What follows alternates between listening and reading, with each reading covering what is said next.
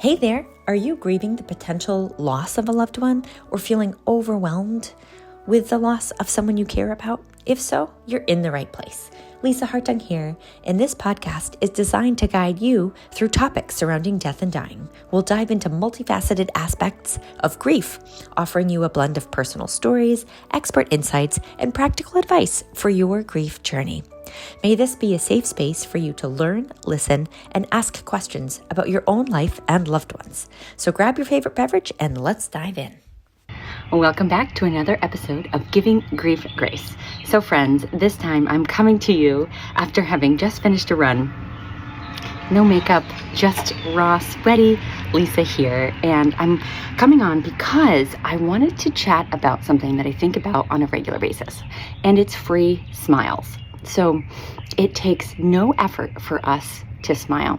When we are feeling sad, if we're in grief, just moving the edges of your mouth up to smile triggers some positive energy within your body. It's easier to smile than it is to frown. So when I'm thinking about going for a run, I usually tend to go run on trails or in neighborhoods. And part of that is because I love seeing people interact and be happy while they're out either walking their dogs, walking with friends, or, exercising themselves. Because most of the time, people don't have their phones out.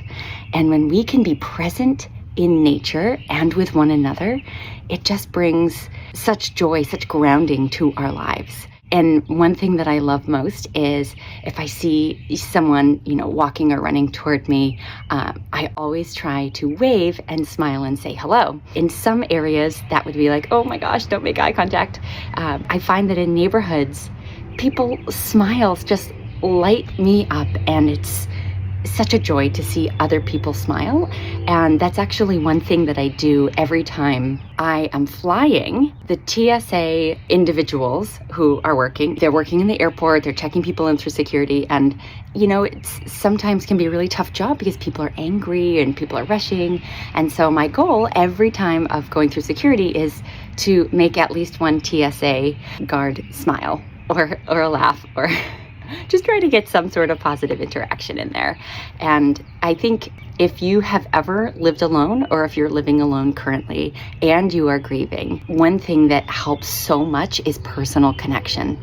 And maybe that's just a smile.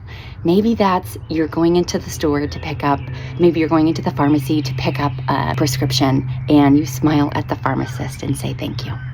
I remember I lived alone for a year after moving to a new state where I didn't really know people.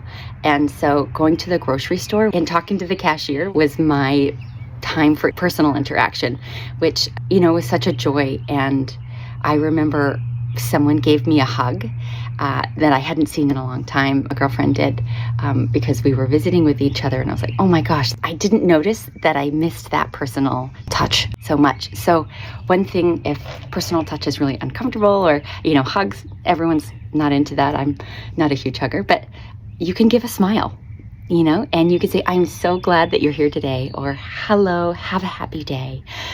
That's just something that is always on my mind. And even if you're having a difficult conversation or, you're connecting with someone who's really grieving, being there, being present, putting the phone down and smiling with them and being curious and asking about their loved one or asking about their day if they've had a tough day. And again, thinking about as if you go into a neighborhood and you see people out and about, say hello, ask how their day is.